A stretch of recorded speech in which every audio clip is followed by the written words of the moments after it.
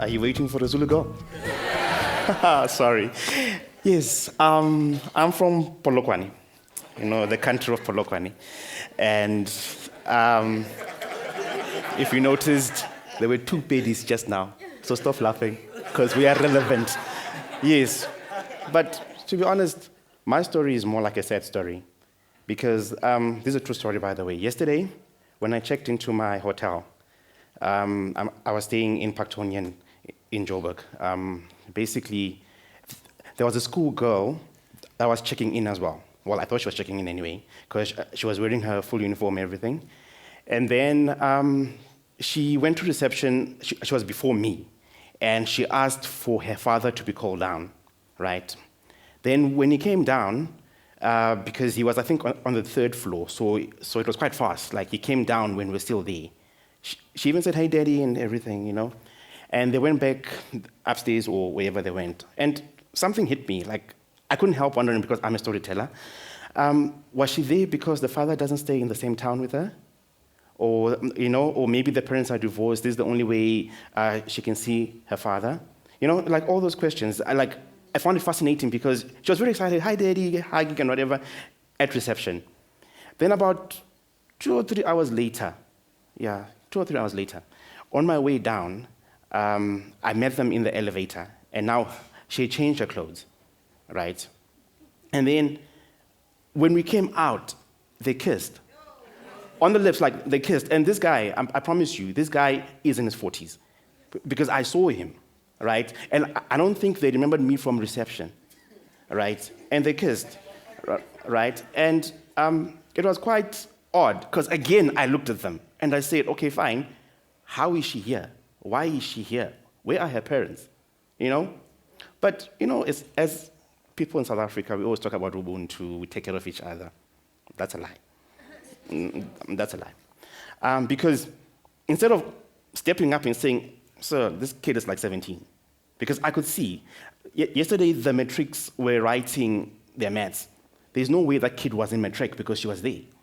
So she's younger, right? But I looked at them, it's fascinating. I'm a writer, I'll tell a story, people make money off it, But I did nothing, right? Then I figured, okay, fine, since I'm South African and we are very good at blaming others, let me blame the people in the hotel. And I went and asked.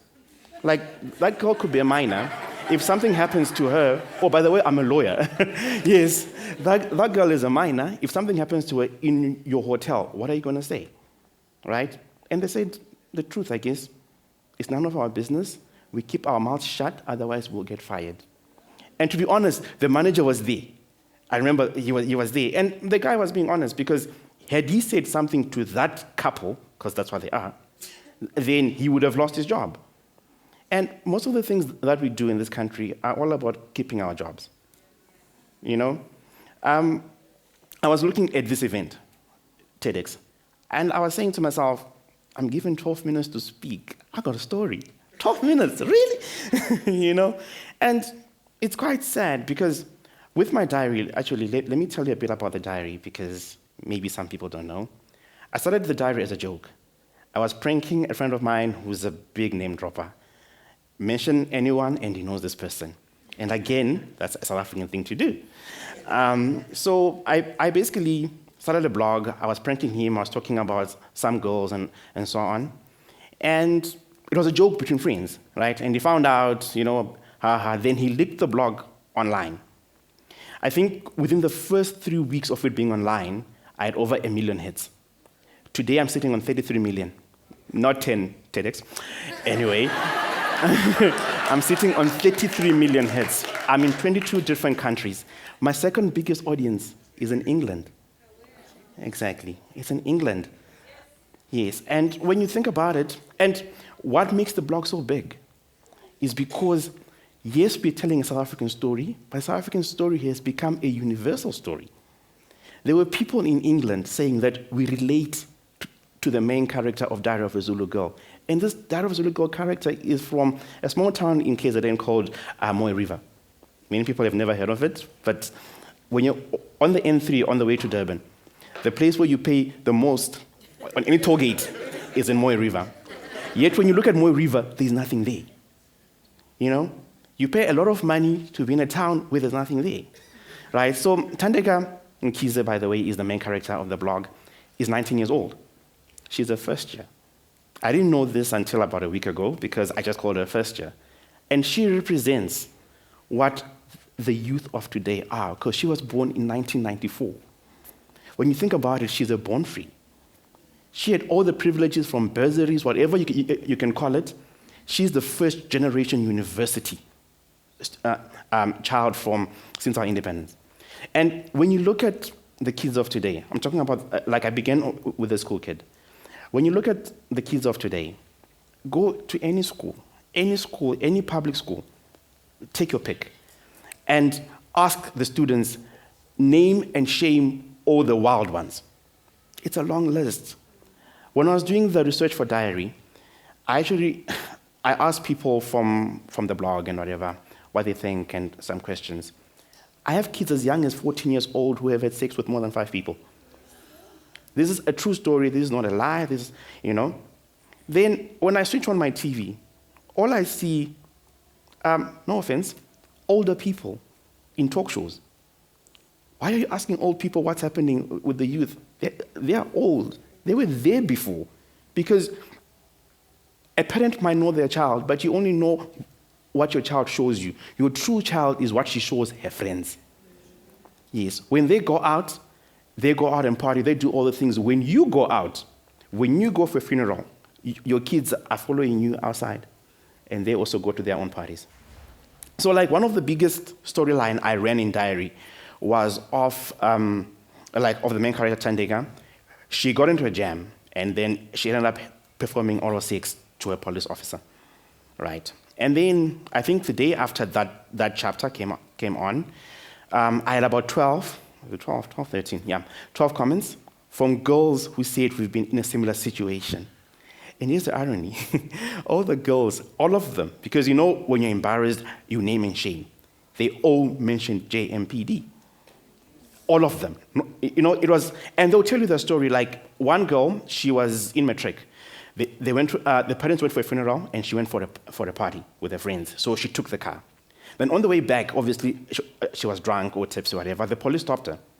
And she was telling me that the first thing that scares you are the lights. At night, those blue lights that go, and it's almost like in slow motion, like, She saw the lights, right? And she stopped. And the officer came and said, okay, fine. It's Friday night. There's no judge.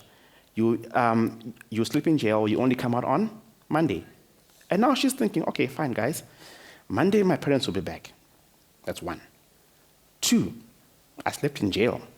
What if it ends up on my record? And don't forget, the police tell you these things like, yeah, if we arrest you, it will be on your record, you'll never get a job. So she's thinking of 1, her parents, 2, the record. And she said, the cop said, look, you can give me a blowjob. It will take you 5 minutes. Or you can spend the whole weekend in jail, right?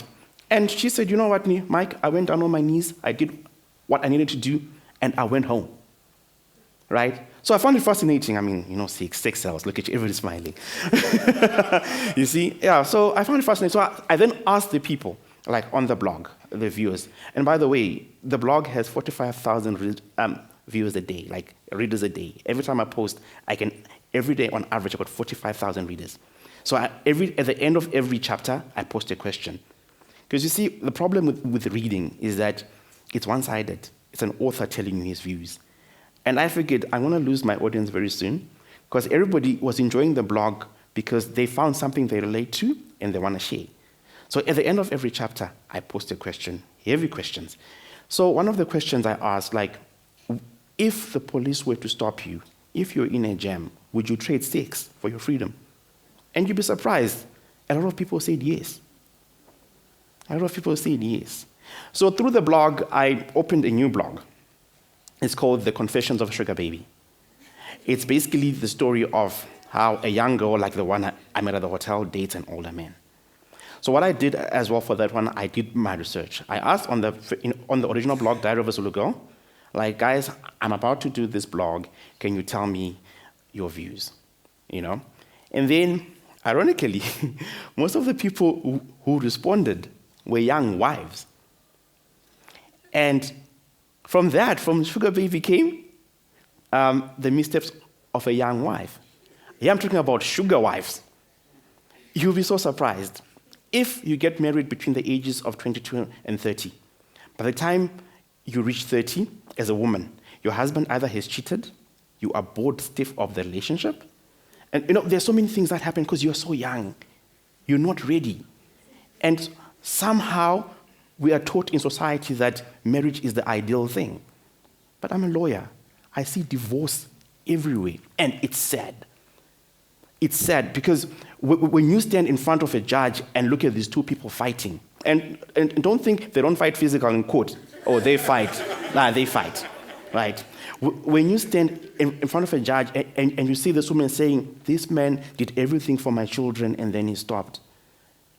Now they've got no food, they've got nothing. What am I supposed to do? And the man is saying, no, that's my money. I'm the one who worked. You were at home. You see, my story on diary, confessions, missteps, it's about this new normal.